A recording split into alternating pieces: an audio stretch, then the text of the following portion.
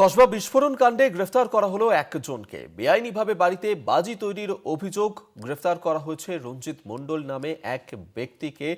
কসবায় যে বাড়িতে যে বিস্ফোরণের ঘটনা ঘটেছিল সেই বিস্ফোরণের ঘটনাতেই এবার একজনকে গ্রেফতার করা হয়েছে।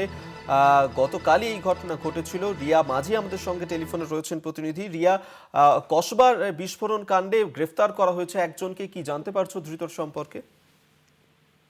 একদমই অভিক, গতকাল আমরা যে খবর করেছিলাম, যেখানে আমরা বলছিলাম যে রঞ্জিত মণ্ডল নামে এক ব্যক্তি সেটা নিজের বাড়ির ভিতরে ফায়ার ক্র্যাকার অর্থাৎ তুবড়ি টাইপের জিনিস সেখানে বানাচ্ছিল এবং সেই সময় কেমিক্যাল রিয়াকশন হয় এবং যার ফলে একটি বিস্ফোরণ হয় এবং সেই বিস্ফোরণের তদন্ত করতে গিয়ে পুলিশ ইতিমধ্যেই এই রঞ্জিত মণ্ডলকে গ্রেপ্তার করেছে কসবা থানার পুলিশ।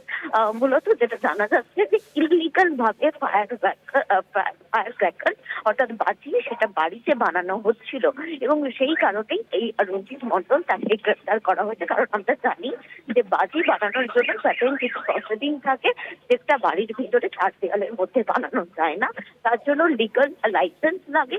সেই সমস্ত কিছু রঞ্জিত মণ্ডলের কাছে ছিল না এবং এই যে গতকালকে যে সে বাজি বানাচ্ছিল এবং তুবড়ি বানাচ্ছিল সেটা কিন্তু অনেক বড় কোনো রিয়াকশন হতে পারতো এবং যেহেতু ওটা লোকালিটি রেসিডেন্সিয়াল এরিয়া, সেক্ষেত্রে কিন্তু অনেক বড় বিস্ফোরণে অনেক বড় কোনো ক্ষয়ক্ষতি হতে পারতো এবং তার কাছে যেহেতু কোনো লাইসেন্স নেই, সে কারণের জন্যই কিন্তু এই রঞ্জিত মণ্ডলকে গ্রেফতার করেছে কসবা থানার পুলিশ।